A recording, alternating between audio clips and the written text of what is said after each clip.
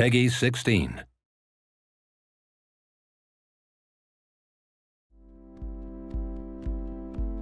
I believe video games are the future of storytelling.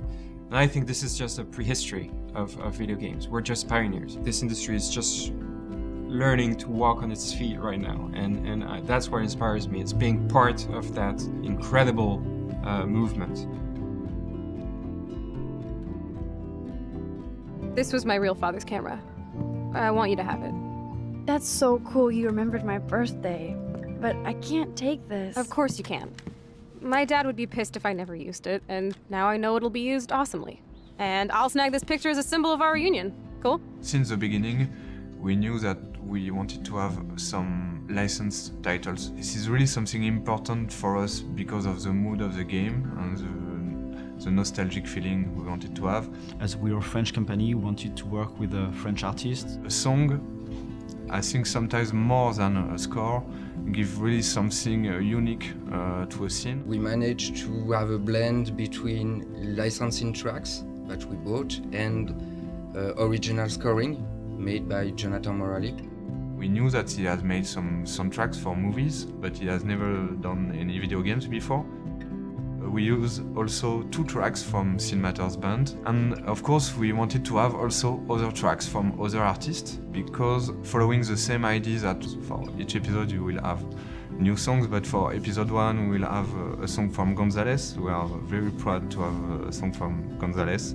You play Gonzalez in the EP, and when you go back playing your guitar, Max will play the same thing as Gonzalez with her own guitar.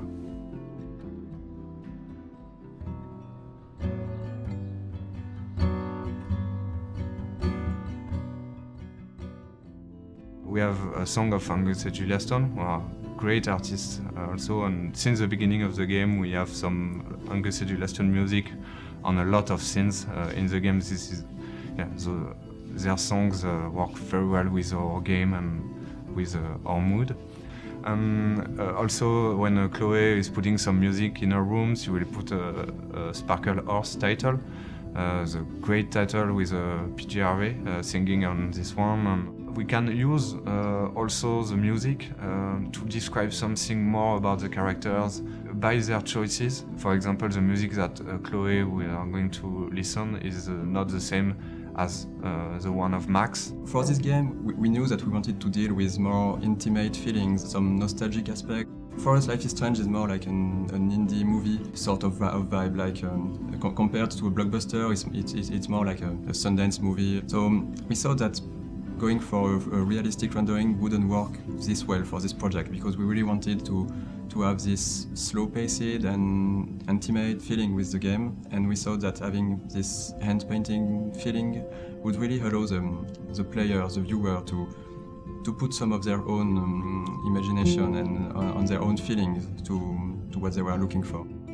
At the very beginning, the scene is completely blank, and piece after piece we create the environment. Usually we start with walls and we have details, and I like to put some small stuff like that.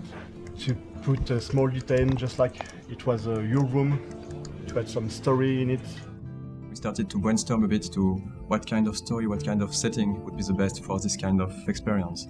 So we thought that to play a teenager could be really interesting, because this is a period of your life when your choices will matter the most and define who you will be as an adult. We knew that we wanted to have this nostalgic feeling, and that's why we decided to go for this story, this coming-of-age tale of an American teenager in a small city in the Pacific Northwest. For everything in the game, we did a ton of photographs or getting references. We are looking on Google Street View and a lot of pictures to be really sure that we are right with the detail. It was very interesting to have this artistic style. The fact we use a realistic setting, it takes place nowadays in the US.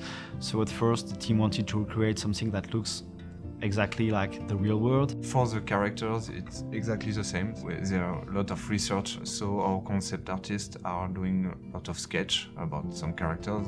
We have all imagined those characters. When we read the script, we imagine them all in our own way, so it's not always the same, but we try to be sure that the player will feel them the way we want them to feel those characters. When you're looking at an overly realistic picture, there is no room for imagination at all. You just see everything in a crude light. But when we have those soft colors and this hand-drawn feeling, you can put some of your own memories in what you're looking at, and that's really something we wanted to push and to develop for this game. We have those realistic lighting on top of this hand-drawn texture. I think light is almost an actor itself in the game. In Sundance movies, there is this will to frame against the light or to have those lights coming in the picture, and that's something we really wanted to portray in the game, to use the light to be part of the picture and just not be something that just would be lighting the characters. That's also some new technology we developed for Life is Strange, to have those light leaks bleeding over the picture. Some of the parts of the game are taking place in the magic hour, because this is really this kind of lighting and feeling that really brings this warmth and soft feeling, and I think it was great for telling this story, our story of Max and Chloe. This effect is composed about 7 or 8 different layers of elements, and it was a very big challenge to make it work. The effect is one of my largest effects, not most complex, but largest effects I've ever done.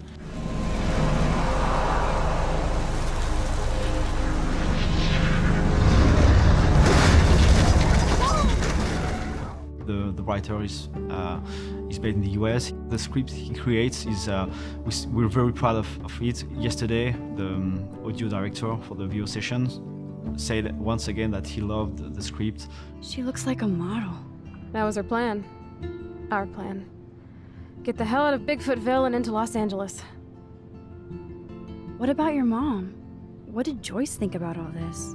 In a game with such a heavy narratively driven game, voice acting is really, really important, and we really wanted the voice actors to be American, and so we looked for a different studio, and we decided to went for a studio located in Los Angeles, working with American actors.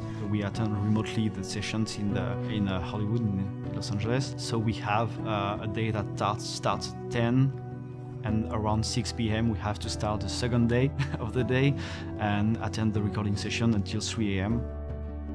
I say we have some really, really talented voice actors with the game. We're really happy with them. The actress playing Chloe her name is Ashley Birch, and she's quite famous in the video game industry because she's making a lot of videos calling Watcha playing Hatch. Hey Ash. We're really happy at what she brings and all the actors brings to the characters. When we record the session, they give something more to the characters.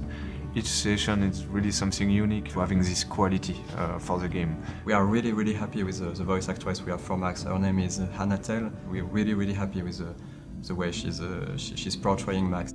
What's great is that everyone's enjoying this game right now. It's very different from what you're used to see. I smile when I play the game, when I discover some hidden stuff I hadn't seen.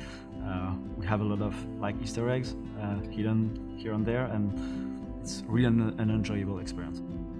We've now basically gathered an extremely talented pool of producers, animators, game designers, level designers, concept artists, sound designers. Everywhere in this building you'll see extremely talented people.